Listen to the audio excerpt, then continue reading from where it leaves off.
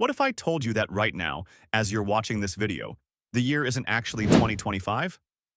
What if everything you learned about medieval history was a lie?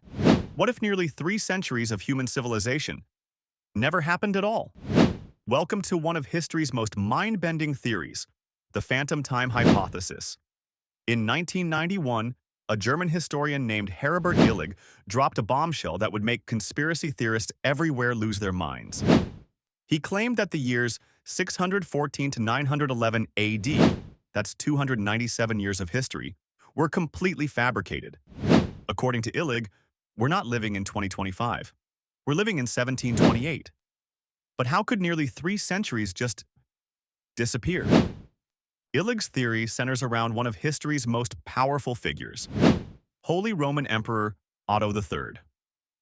According to the hypothesis, Otto III, Pope Sylvester II, and Byzantine Emperor Constantine VI conspired together around the year 1000 AD to backdate history. Their motive? They wanted to position themselves at the beginning of the new millennium, a time of immense religious and political significance. Think about it. The year 1000 AD was supposed to mark 1,000 years since Christ's birth. Being rulers during such a momentous time would legitimize their power in ways we can barely imagine.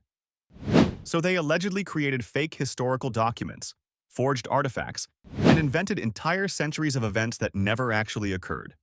But here's where it gets really strange. Illig points to what he calls the archaeological gap.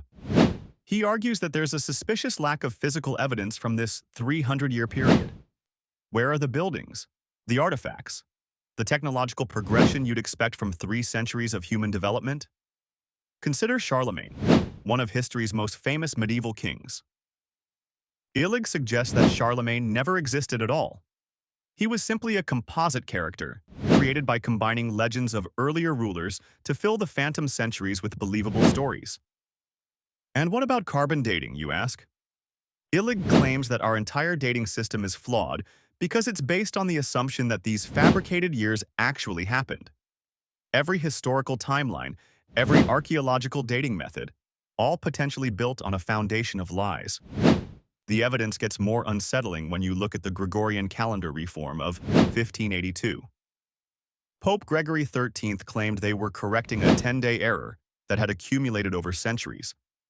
But Illig argues the math doesn't add up. If 297 years were fabricated, the calendar discrepancy would make perfect sense. Even more bizarre, some architectural analysis suggests that Romanesque architecture, which supposedly evolved over centuries, shows signs of rapid development that would be more consistent with decades, not centuries of progress. Of course, mainstream historians dismiss this theory entirely. They point to Islamic, Byzantine, and Chinese historical records that corroborate events during these supposed phantom years.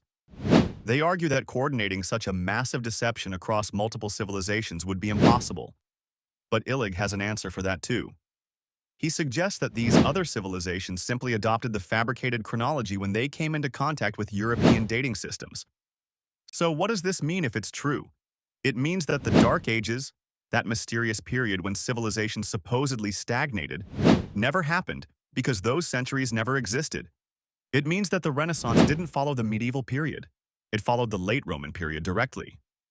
It means that every history book, every museum exhibit, every archaeological timeline is perpetuating a lie that began over 1,000 years ago. Tonight, when you look at your calendar, remember, if Heribert Illig is right, you're not living in 2025.